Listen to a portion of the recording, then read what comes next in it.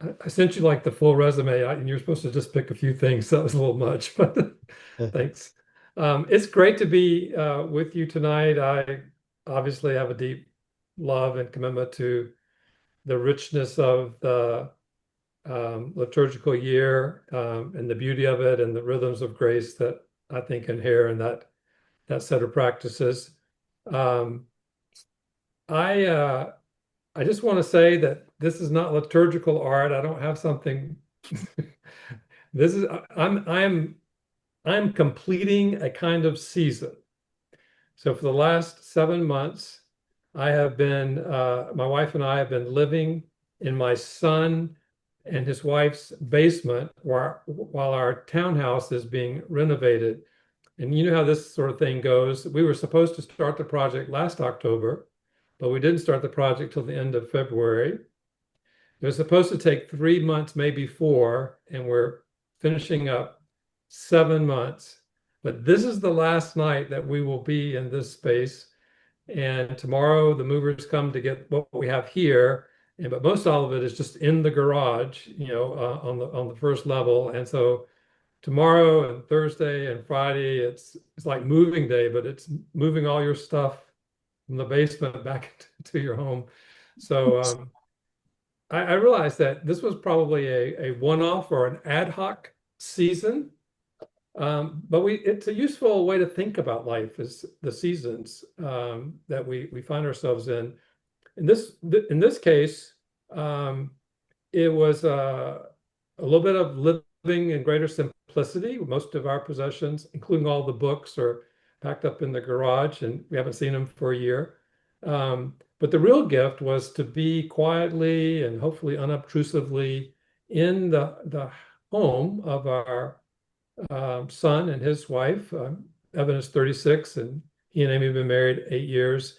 What a privilege to kind of be on the edge of their lives and their marriage, and with a kind of quiet a welcome and intimacy with them. So I think the season comes to an end, but it was a gift, I would say.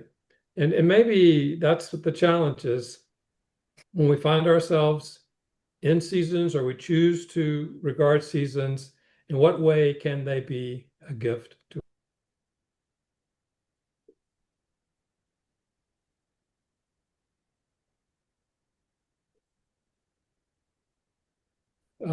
inform the lives of the men and women and old and young in your churches to be followers of Christ and to live out their faith in their homes and their neighborhoods and their workplaces. And of course, you lead the congregation to engage with Scripture and in prayer and in worship and sacrament. But I think about the environment that we're up against these days. When I was earlier this week, just thinking about tonight, I just wrote down these phrases. They just kind of came to me.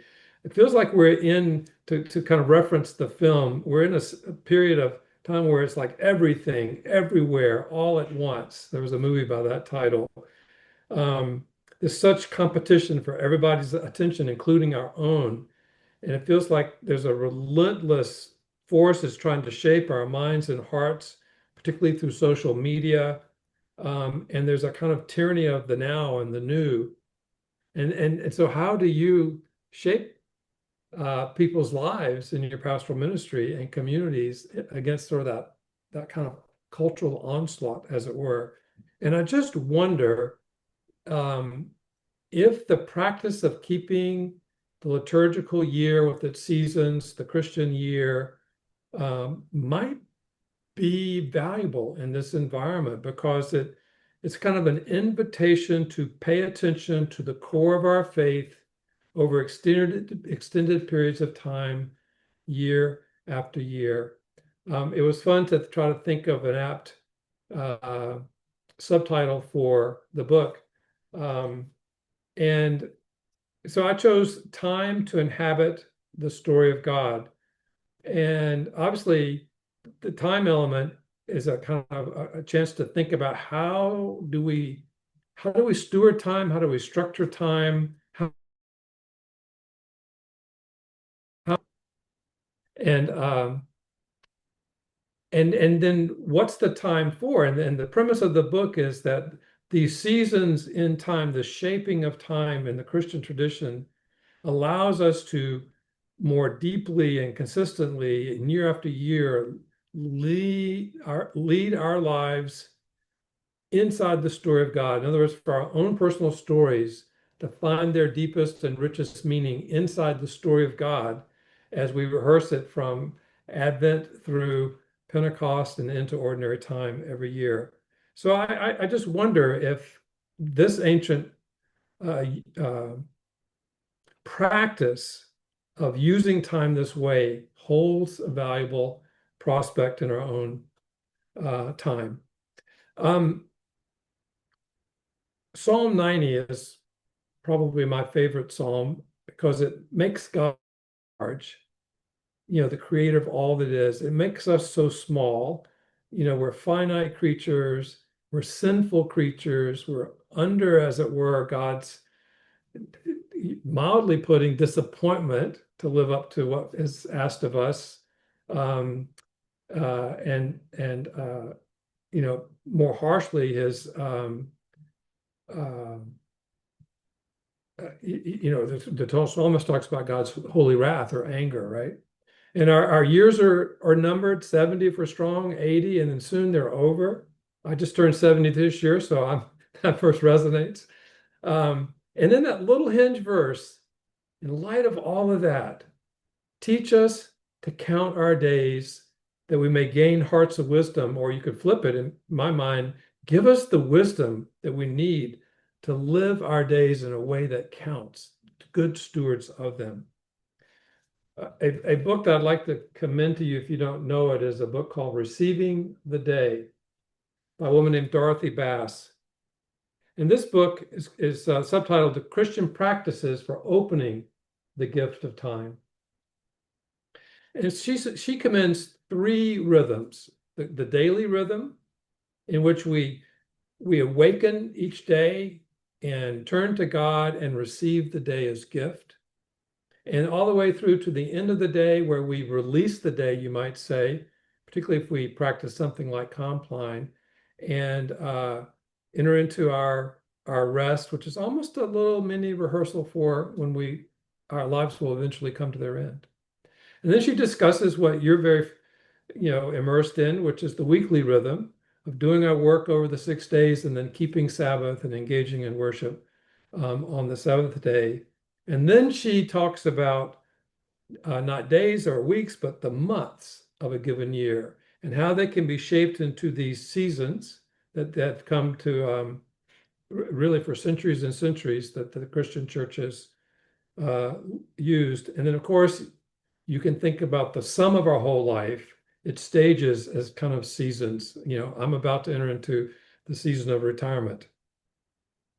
So I just think it's a powerful thing to think about how to steward our time in ways that enhance our spiritual lives and our formation.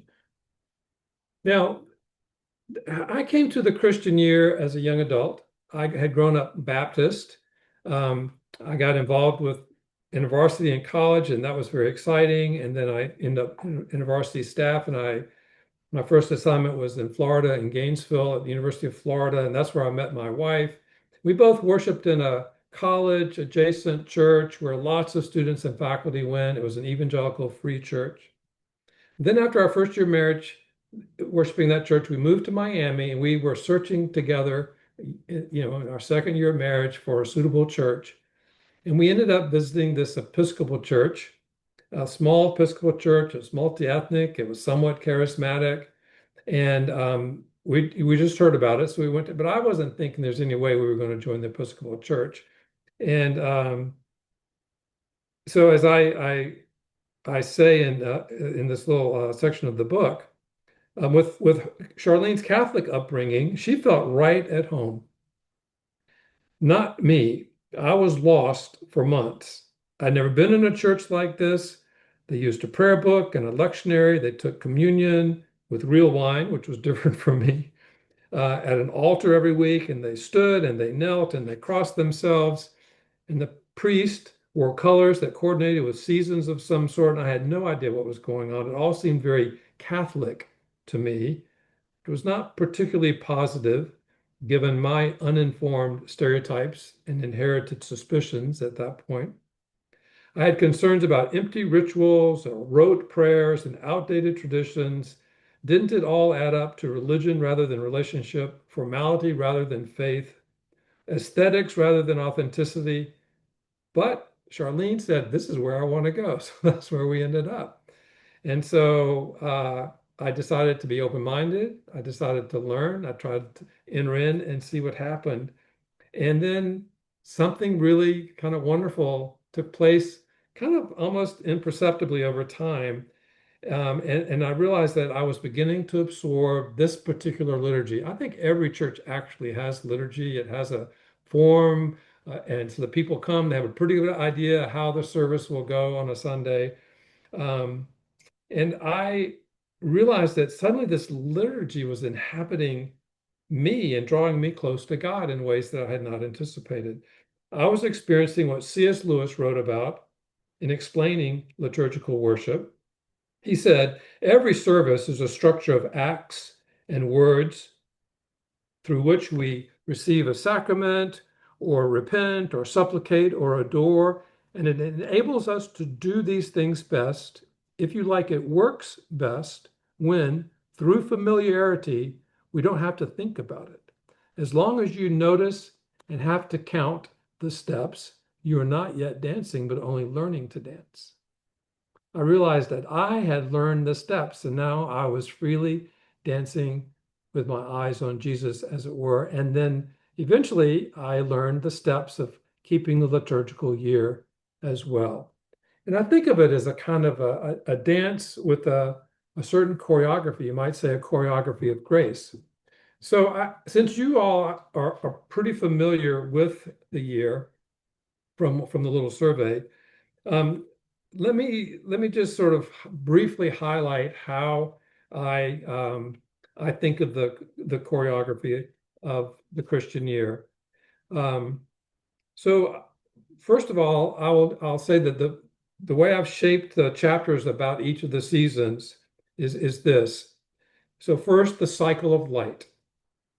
Those are the three seasons of Advent, Christmas, Epiphany. So the Advent chapter is called Enlarged in the Waiting. Enlarged in the Waiting. The Christmas chapter is called Enriched in the Giving.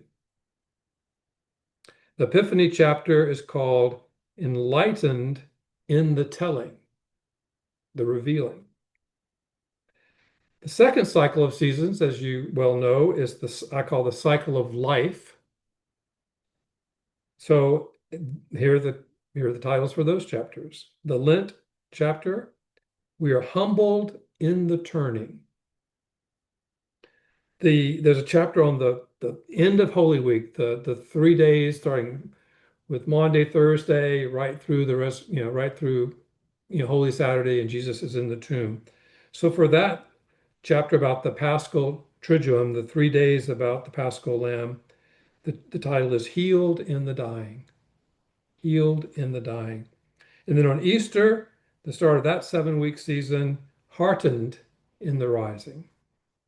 And then finally, the last section of the book is about ordinary time.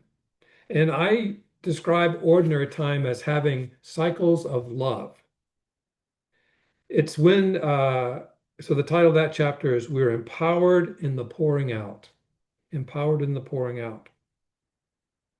So if you want a little quick recap, the cycle of light, the way I say it in the introduction to the book, the symbol of light ties the first three seasons together beautifully. First, with all who live in a world of darkness, we anticipate a great light. Then we celebrate the true light coming into the world at Christmas. And finally, we proclaim Jesus as the light of the world during the weeks of Epiphany. These are seasons of revelation. God makes himself known to us in Jesus. God with us, if you will.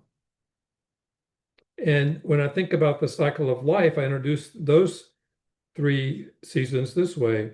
The same pattern, a season of preparation, a season of fulfillment, a season of proclamation, characterizes the second set of seasons. But here the unifying theme is life. First, we follow Jesus as he serves and eventually gives his life a ransom for many. That's during Lent. Then we relive the stunning drama of, Lent, and the Holy Week. And then we relive the stunning drama of his resurrection during Easter. And then finally, we bask in the promise of sharing in his new life now and forever. These are the seasons of redemption. God rescues us from death through Jesus. You might say these are about God for us. If the first set of seasons, God with us, cycle of light, the next three is God for us, for our life, for life.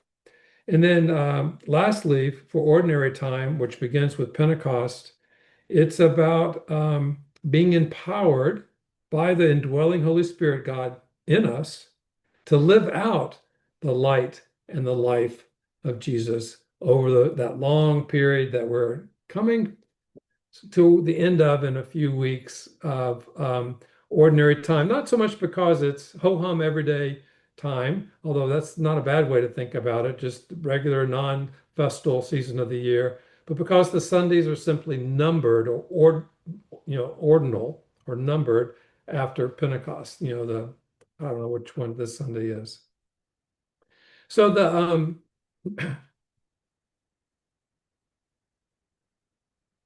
so that's the choreography, I would say. There's a kind of um, first you can think about the verbs about what is true of God, God waiting until the Christ comes, God giving in Jesus's birth, incarnation, God telling us about himself, revealing himself, manifesting himself in the life and teaching and healings and actions of Jesus. And then God turning, Jesus in his case, turning towards Jerusalem and the cross, and then being willing to die on the cross and then rising again, and then the pouring out of God in the Holy Spirit. But we experience those through our own actions, our own sort of corresponding choreography. We practice waiting during Advent. We practice hope, waiting in the darkness, waiting for the light. Like the Old Testament, people were waiting for the promised Messiah, like we now are waiting for the promised return of Christ. It's a season of, in some ways, lament and a season of anticipation. And then, of course, in that way, in the waiting, we're enlarged in a certain way. And then Christmas is a short season, but we practice gift giving. It's a season of great generosity and joyful giving. So we practice giving, and we, of course, are enriched by God's giving to us as well. In the season of Epiphany, it's a great time to think about Jesus as he entered his adult life and how he began to reveal himself, the signs in John, the miracles, the teaching. And in that season, that's a good season to think about our own telling others about Jesus, our own evangelism, our own bearing witness. And somehow, in the telling, we ourselves are further enlightened, as you can imagine. In the season of Lent, we're choosing humility. We're choosing to practice that kind of turning and penitence, and as a way of preparing ourselves so that when we enter that holiest week of the year with the greatest mystery of what happens on the cross and in the resurrection, that we are more prepared than by just simply showing up on Easter Sunday. And then we enter deeply into Christ's death for us on the cross, which is the source of our healing, our salvation. And then we practice resurrection for 7 weeks. The point of the 7 weeks of the Eastertide is that the feasting should exceed the weeks of fasting, 6 weeks roughly in Lent, but let's do 7 of feasting in Easter. And so we're in a sense, we're reminded that our hearts are being remade, um, We live into the promise of resurrection, new life. And then on Pentecost, we remember the indwelling and empowering of the Holy Spirit. Not that we aren't always aware of the Spirit's presence, but it's a time to be, again, renewed in that sense of God is within us with power to enable us to live faithfully, and to live out our love for Him and our love for all others in the world, which we begin to practice in ordinary time. So I would say that's a bit of a summary of the contours of the year and the rhythms of grace. Let me pause and see if anyone wants to comment about that or ask questions about that. Yeah, Doug. Bobby, good to see you again.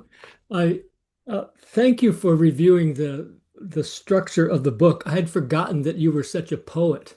I mean, it really is choreographed, and I think it fits together beautifully. And with the structure itself communicates the theology of the Christian year in such a beautiful way. I just want to say thank you. I read the book a long time ago, and I have kind of forgotten that. So I'm just taken again by that structure that Thank you you. just laid out. Thank you. The structure of the book is there's a chapter in each of the seasons and its origin, its meaning, and how it corresponds to the story of God and ways to inhabit it. And then it's followed by devotional material for that season, organized by the week. And so it's kind of a combination exposition of the seasons of the year and a practical resource for devotions. I will just say that at least two times that I remember, we have structured our faith formation hour, our kind of what other places might call Sunday school, around the chapters, like on Lent. And then again, we did it Advent a long time ago. So it's helpful even it was helpful even as a resource for a season. I mean, the whole book was helpful, but it was helpful to pick out a season if you're trying to think how to live into that season, as a congregation. And I think that the book doesn't assume that the readers are in a liturgical church. Um, and so I think for part of the audience, it's a personal resource for their own devotional life. Use it as you will. And it kind of it's a resource in that way. I don't think that the Christian calendar is in any way obligatory. I think it's an opportunity. I think it's an invitation that can enrich our lives. And then I think if there are elements of that in the church, then you create a kind of framing that then different members of the congregation could choose to lean into that in their personal or family devotions in light of a kind of learning about it in the church. Um, so I think that it sounds like some of you are like easing your way and trying to, shape this aspect of spiritual practices within your church. For me personally, even having written the book and having been in, practicing the Christian year for most of my adult life, it's deeply, deeply ingrained. I think I'm already thinking about the what's the as it were the welcome entering into Advent and a particular time when I can think about what do I lament in the world that's broken and what is dark around me and what does it mean to practice hope and to wait in hope and to long for the new heavens and the new earth. I mean, in some ways, Christ the King Sunday, the last Sunday before the first Sunday of Advent, is just kind of a bridge right over into, yes, Lord, when will you return from glory, to us, right? And of course, Christmas is great because you get to ponder the incarnation in a, kind of very focused way. I think Epiphany is great because it kind of draws me back to reading about Jesus in the Gospels and thinking about um, just the extraordinary life of his. I've not watched much of it, but one of my goals this year for Epiphany and into Lent is to watch episodes from The Chosen because I hear it so vivid. I like Lent. Weirdly, I like Lent because it does me good to humble myself, to ponder my mortality, to do inventory on my moral inventory, to practice fasting, to recalibrate what's most important. And I do want to enter Holy Week deeply prepared, and fasting helps me really be more open and receptive to go deep into those mysteries. Easter to me is kind of fun. We try to have fresh flowers every week, and we try to, invite people for dinner for feasting, and just try to, and it's the one that kind of slips away from you the easiest because Easter, it's the Easter Sunday, but it's kind of fun to try to think it's particularly for us in the spring, in the Northern Hemisphere, springtime, like how can we just be joyful and generous and see beauty and celebrate life and new life. Um, so anyway, every year I just think, oh, this is great. We get to go deep into these themes that echo the life of Christ. Any other question or comment at this point? And then I got one more section, and then we'll come back to some discussion.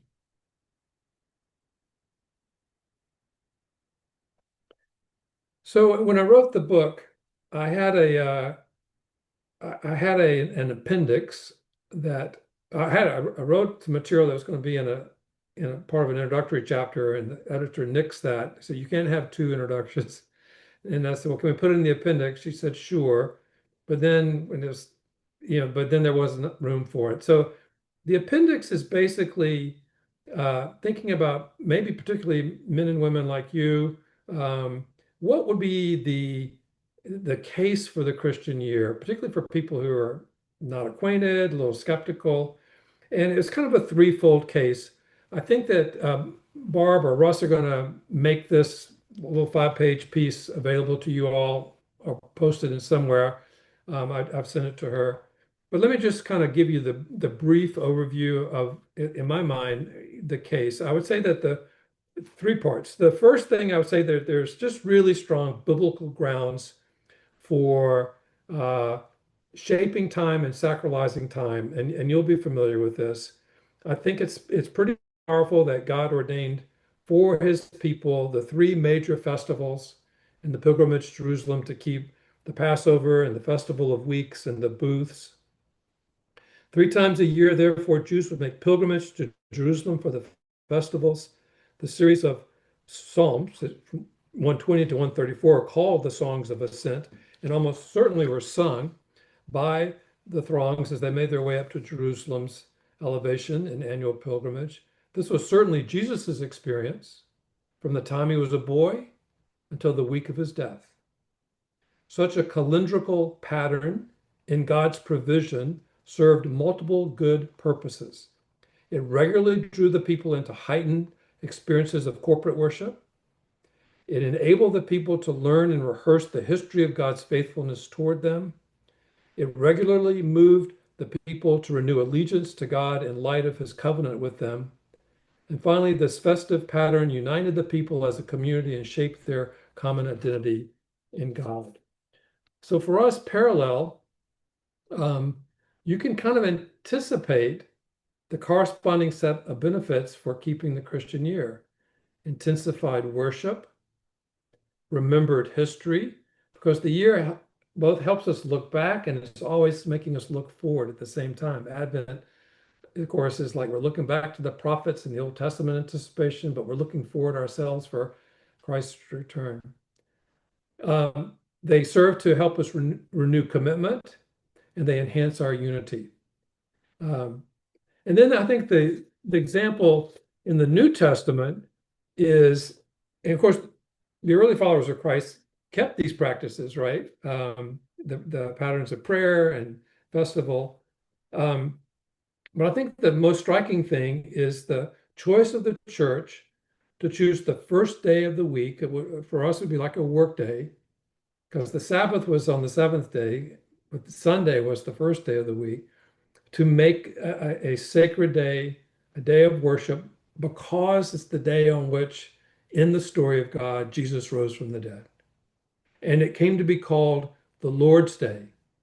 Um, and so I don't know whether they met early or they met after work in the evening, or if they met maybe in the evening after the Jewish Sabbath was over. But here's a great example of the church sanctifying a day of the week as a new day of worship. And that gives us, I think, a certain amount of warrant. Um, you guys probably know this kind of thing, but the designation, the Lord's Day, echoes that phrase from the Old Testament, the day of the Lord. Also, by the second century, the first day was also being called the eighth day. So the early church fathers spoke of the eighth day of creation, by which they meant God's work of recreation. So there's a lot of interesting things there to mind. And then third, the early Christians appropriated and translated the pagan aspect of the first day of the week, which was named for the sun god, Sunday.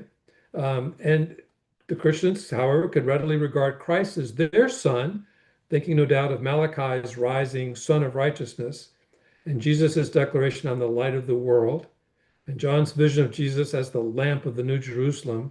So they sanctified a slice of pagan culture. These particular examples of theological work will come into play um, as later, but um, there is scriptural grounding, creative extrapolation, and cultural appropriation. So it's a kind of powerful warrant for sacralizing time in response to Jesus Christ. The theological case, in my mind, revolves around the fact that God has always used physical objects or elements, whether naturally occurring or humanly crafted, to convey spiritual truth and grace to his people. So if you think about in the Old Testament, the blood on the doorposts, um, the animal sacrifices, the rite of circumcision, the rod of Moses, the cast bronze serpent lifted up for healing, the ark, the tabernacle, the temple. So it's like an elevated sculpture, a piece of unleavened bread, a sprinkling of blood, a mark in the body, a holy house. By each of these physical objects or acts, God would bring about some spiritual result. The people experienced the blessing. Um, New Testament, you've got baptism instituted, very physical, the deep spiritual meaning, the Lord's Supper, baptism one time, the Lord's Supper frequent. Um, as Augustine said, an outward, I mean, Augustine described baptism and Eucharist as sacraments or sacred signs because they entail both verbal and visible elements. A common definition of sacrament is an outward and visible sign of an inward and spiritual grace. So I don't believe that observing the liturgical year is a sacrament, but I'm suggesting that living in the spiritual rhythms of the year can be sacramental in nature. It's taken something that's part of our ordinary experience, and in keeping even with the uh, in our ordinary experience, time, and sanctifying it or making good use of it for spiritual purposes. Um, Lucy Shaw, making a case for spiritual, she's a poet, for exploring spiritual truth by engaging the universe with imagination, says, this is the benison of the sacramental view of life. Our realization that all of creation rightly belongs in the house of faith. Put another way, the Logos, which first called the universe into being, now embraces and defines it, assigning it meaning and value at every level.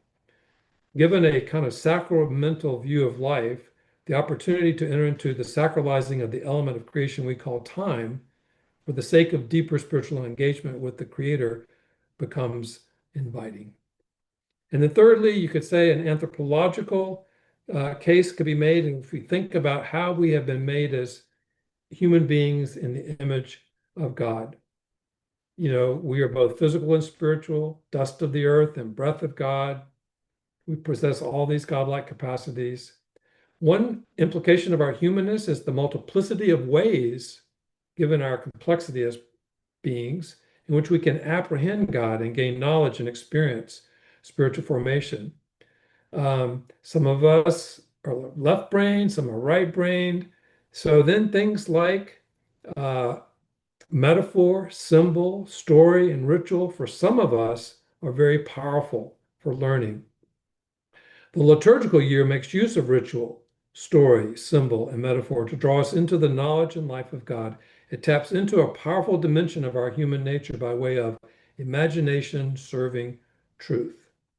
And then Eugene Peterson, he points out how important it is because uh, we live in a rhythmic creation with seasons and tides, that there's something about rhythm that is how God has made us.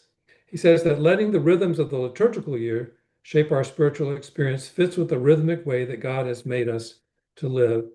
And then finally, I would suggest that a core aspect of our humanity is our capacity and responsibility to create culture, which is the root of cultivating the garden, if you will, from Genesis. We image and honor God when we fulfill this creational mandate to form and shape culture in all its multivarious aspects. The development over centuries by the Church of the liturgical year, with its various meanings and practices, stands as an example of culture creation. To the extent that this tradition truthfully and beautifully reflects the world God has made and his redemptive work within it, to that extent it can be regarded as a good, that is, something pleasing to him and beneficial for us.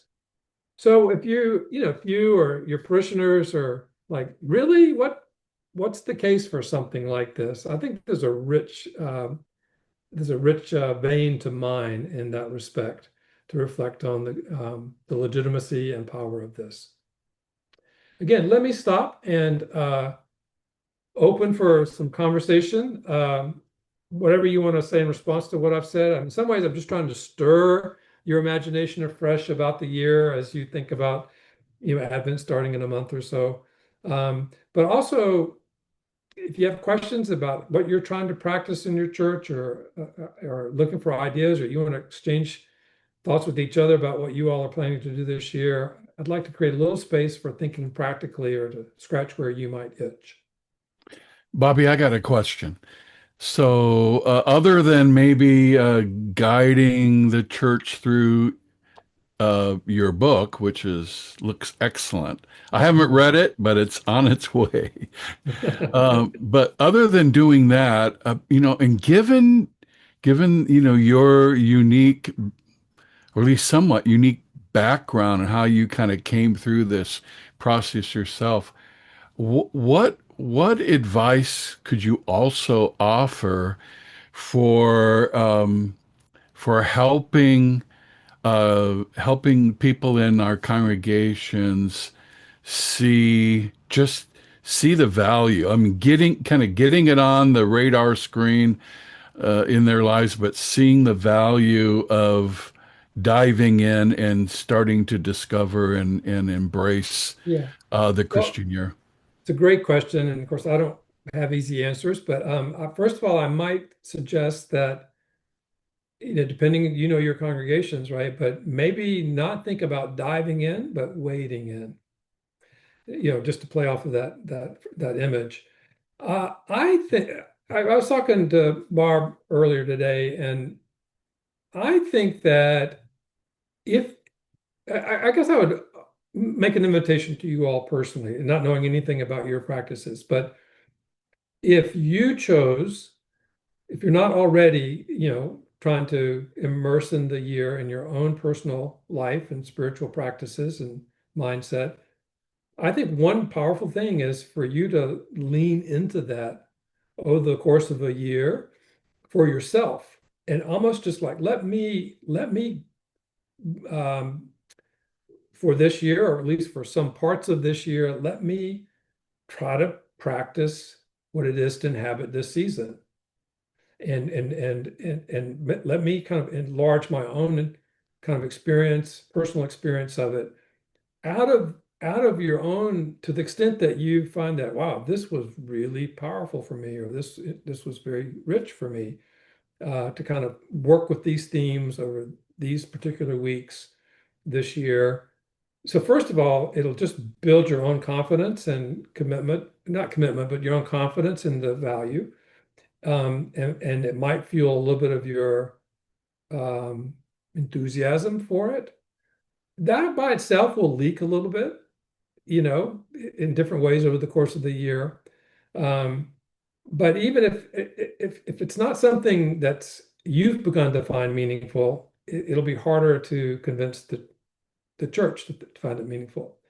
Second, I think that you can, if you want to try to start, kind of wade in, you might make it a goal, not to like, totally change how the worship goes in the church around this as such, but I've decided this year I'm paying more attention to the Christian year. That's not something we've done a lot with.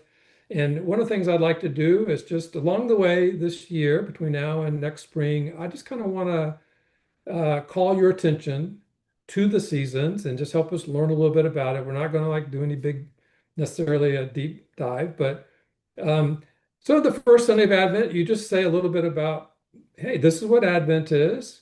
Here's how churches, in the community will be practicing it, and how churches over the centuries have practiced it, and here are some of the themes. And I might reference this a little bit, in these coming weeks, but I just kind of want to make you aware. And there are a lot of lovely devotional resources out there for Advent. If you get intrigued and would like to, lean into the season, any of you yourselves. So you're not really trying to do a church-wide, let's all do X. You're just, but then on Christmas, whatever you do around Christmas, you might remind people, that song, The 12 Days of Christmas, more than a song. It's really a little short season. Why is that? Why do we, many churches for now, many centuries have done Christmas over almost 2 weeks because you cannot take in the depth and mystery of the incarnation on squeezing in whatever worship you manage to do around Christmas, which you know. And so it's an invitation after the presence, after the Christmas day, like what would it mean to sit with this, the themes of Christmas, when the commercialism calms down, what would it mean to sit with this for the next, 2 weeks or so? I'm going to be doing that, and I invite you to think about what it would be like. And then maybe around Epiphany, you introduce what is Epiphany, and to the extent that maybe if you're preaching out of the Gospels, I hope that over these weeks, as we're in the Gospels for the sermons, we'll see some new things about Jesus, and we'll see how Jesus is revealing himself. So you just kind of like acquaint them with the year without necessarily calling everybody into some coordinated practice, and see who sort of bites. And then if you begin to get interest, then you can like, next year, you're just like, let's do something together for Lent and learn together about that season. So you could take your time over several years to gently lead your congregation down that path. Something like that. What have you guys tried somebody else share what you've done?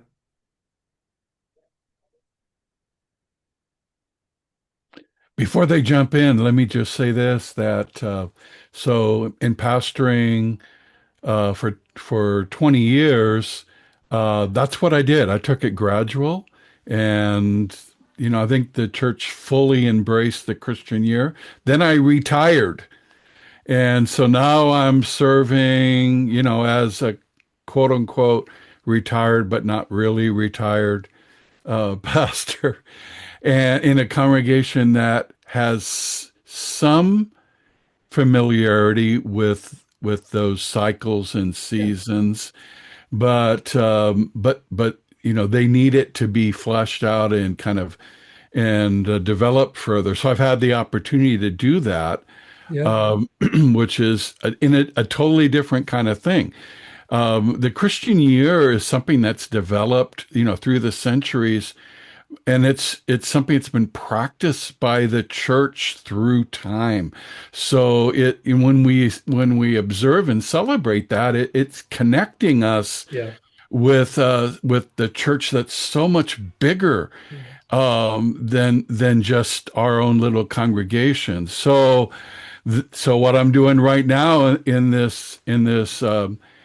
where I'm at in this church I'm at is we're diving into diving. Okay. I'm Well, man, diving well, in was on you this great? one. I agree with the waiting. That was perfect. But I'm introducing them to All Saints Day and All Nice. Saints Sunday.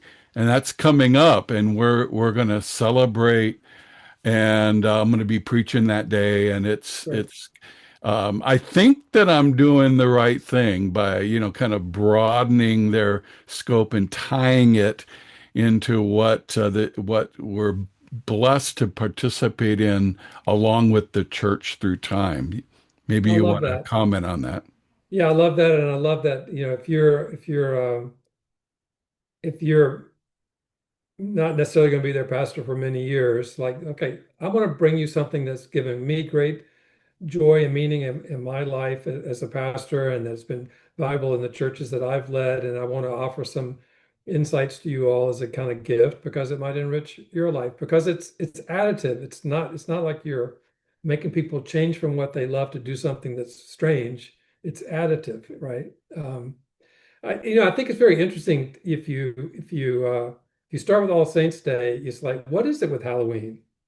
Can we unpack what that All Hallows Eve? What is it the eve of, right? You play off of that, or same thing with Mardi Gras, like Fat Tuesday. What I mean, like, where does that come from, right? And it's like, oh, so if you didn't know that, it's yeah, that's a fun thing to explain. It's just a cultural insight. Carnival, farewell to meat. Yeah, exactly. Joel. Yeah, I'll just thank you so much for sharing, Bobby. Really appreciate it. Um, I just just kind of tying in. We've talked a lot about Advent with that coming up, and a little bit about Hallows Eve, and I appreciate how you mentioned you really love Lent, and I just Weirdly. started pastoring at the beginning of. Well, yeah, deeply appreciated it, and I started pastoring at the beginning of January at my church, and we're jumping right in right at the beginning of Lent, and the churches in our community do community Lent services. So each week throughout Lent, there's community services, which is great. um, but we were the only church when we hosted ours that actually did a Lent service. All of the others were just like a hymn sing and praise night, not Hmm. actually focused on Lent. And so when after we had our service, we had comments, especially from the Assembly of God Church people down the road. They were like, that was really, really different. And I don't know, why. Um, and so, just as you're talking kind of about, the rhythm and sensing that just the, the Christian calendar brings a difference into kind of the humdrum of even a worship night or a community gathering where, okay, we can get together and have a sermon and some songs and some other stuff going on. That's great. But when we're actually kind of bringing out the flavor of the season, so to speak, there's a depth that people actually ended up appreciating even more than they thought because they noticed that something was unique and it wasn't just again some songs and encouragement, but there was something. We did the Decalogue and we did a number of Yep. other things that were a litany and some other things for that. And so I just appreciate how you kind of wrapped everything, the importance of that, even just for ourselves as humans and culture. So. Yes, a little bit, if it's everything everywhere all at once, or it could be anything on any given Sunday, and you're sort of and I know a lot of churches will shape sermon series and that sort of thing. Um, but yeah, to get to a season where we're going to practice something together that we don't typically do, or we do it from time to time, but we're going to practice lament. Why do we do that? Or we're going to practice self-examination and repentance and humility together for a series of weeks. Not that that's not something that only applies for those weeks, but to enter into things that are in a deeper way for a shorter period of time has exactly that effect, Joel. I think it's really rich. Our church, the last couple of Lents, they offered a early, I think it's like a 7:30 in the morning, quiet, guided meditation, um, And, maybe 15, 20 people came, very optional, but it was available during those weeks and they had a guide, and a lot of it was just, it was a lot, not so many words from the front, but space to practice that kind of reflection. It's not what we do every week, right? Um, so it was really special to do it for a series of 5 or 6 weeks.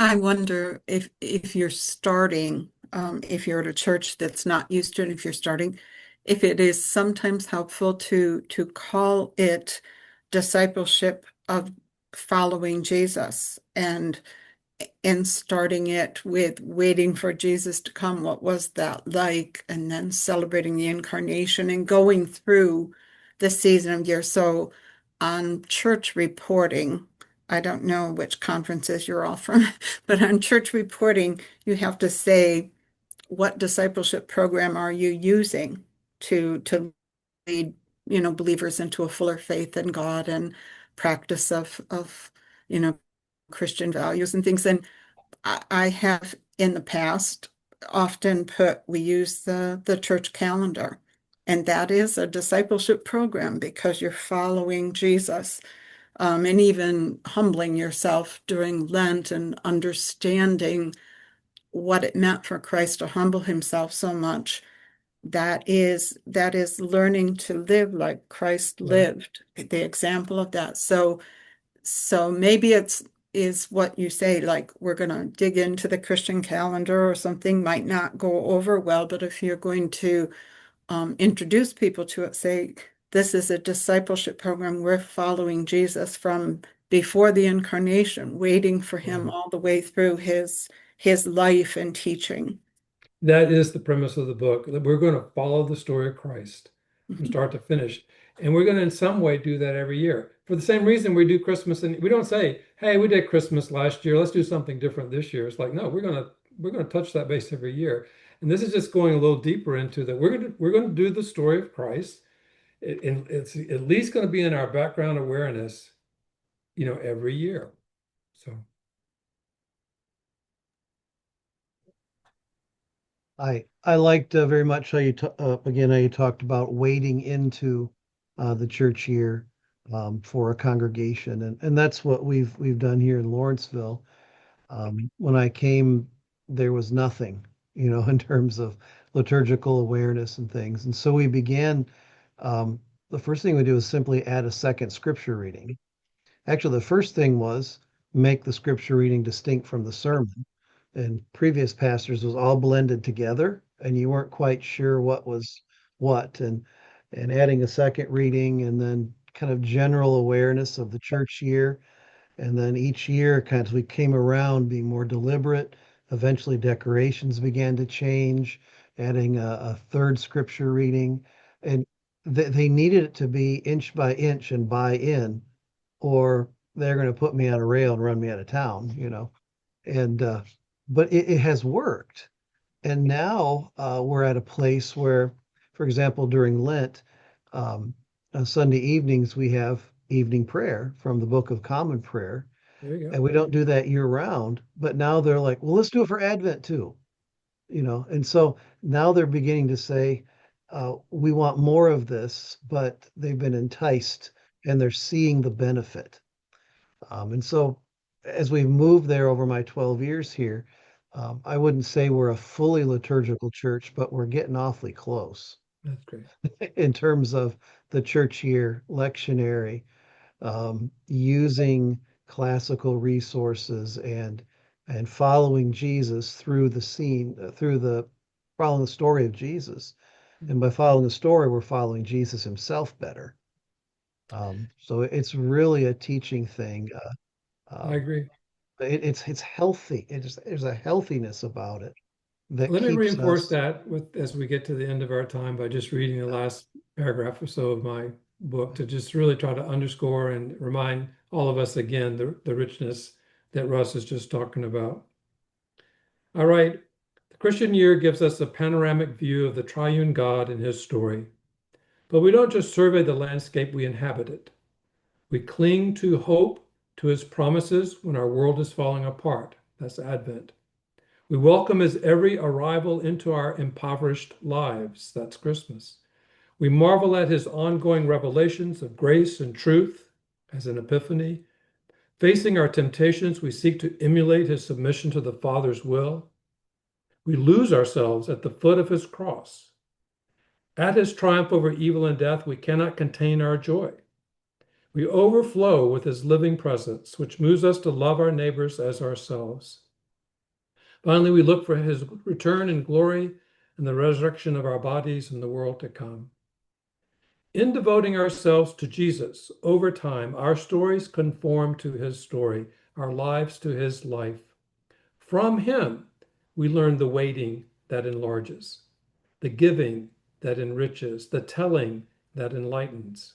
With him, we experience the turning that blessedly humbles us, the dying to self that leads to healing, and the rising that heartens our whole being. And in pouring out ourselves like him, we receive his transforming power. This is the Christ-centered choreography of the Christian year. The good news can be summed up in a trinity of declarations. Jesus is the light that darkness cannot overcome. Jesus is the life that death cannot hold. Jesus is the self-sacrificing love that evil cannot fathom. Light, life, love. To live the Christian years, to be immersed in the oceans represented by these words. May it be so for all of us year after year. Thank you. I'm happy to stay on a little bit longer if people want to chat some and exchange ideas, but I wanted to conclude close to the top of the hour. Let me note real quick in the chat part, I put links for Bobby's book and also for the other book he mentioned and things like that. So if you need those things, they're there. Okay. And when we post it on for the archives and things, I will include, with your permission, I'm assuming Sure. you gave it to me for that. Yes, yes. A case study that a case for this that Yes, please. Bobby has written. So we'll make sure people have that. Thank you so much for your time and for being with us. It was wonderful. Mhm. Well, Mhm. it was great for me because it's whetting my appetite for, I actually just this last week went and marked which Sundays, which one is Advent one, so I could see and look forward to that. So, Yeah. Wonderful. well, much grace to you all and your practices this year, and may the Lord just give you all that you need to love those that are under your care and to shepherd them well and shape their lives. And I just pray that your churches will have more and more of a shaping influence over against all the cultural forces that are trying to conform us to the pattern of this world, which is not that great these days. Mm.